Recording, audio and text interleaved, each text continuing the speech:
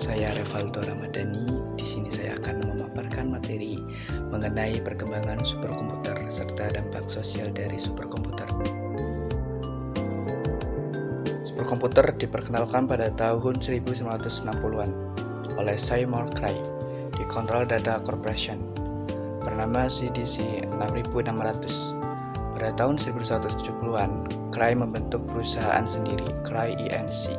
Nama Cray juga digunakan sebagai salah satu nama superkomputer. Sejak saat itu, performa superkomputer selalu mengalami kelonjakan besar pada tiap dekade.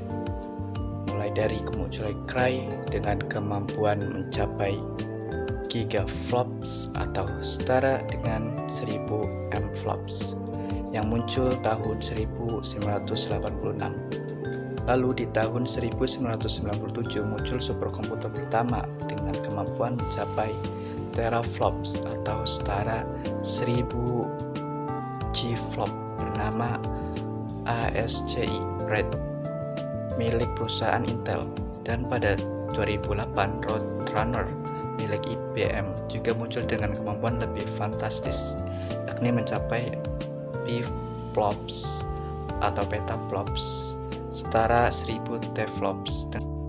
Selanjutnya, fungsi dari superkomputer adalah untuk pekerjaan-pekerjaan yang melibatkan perhitungan intensif, semacam perkiraan cuaca dan riset iklim, termasuk juga untuk keperluan riset pemanasan global yang saat ini sedang gencar dilakukan, dan untuk simulasi fisik, seperti pada simulasi kapal terbang, simulasi peledakan, simulasi senjata nuklir, dan lain-lain.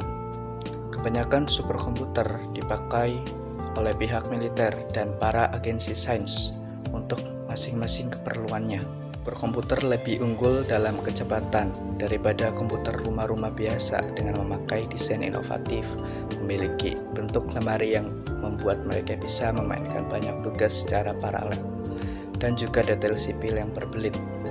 Komputer ini biasanya dikhususkan untuk menghitung tertentu, biasanya penghitungan angka, dan tidak bagus hasilnya dalam tugas umum. Nah, selanjutnya ada beberapa kelebihan dari superkomputer. Yang pertama, dapat melakukan perhitungan yang cepat dan bahkan bisa mencapai triliunan operasi per detik. Selain itu, perhitungan yang dilakukan juga cukup akurat, oleh karena itu dapat digunakan oleh Badan Pendeteksi Bencana, simulasi nuklir, dan lain-lain.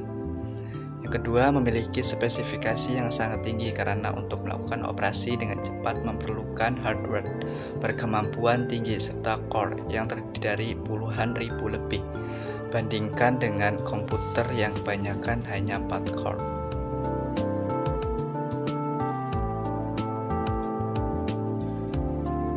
Sedangkan kekurangan dari superkomputer adalah dengan kemampuan dan kualitas hardware sebesar itu, tentunya harga yang dipatok sangat tinggi dengan penggunaannya yang cukup boros.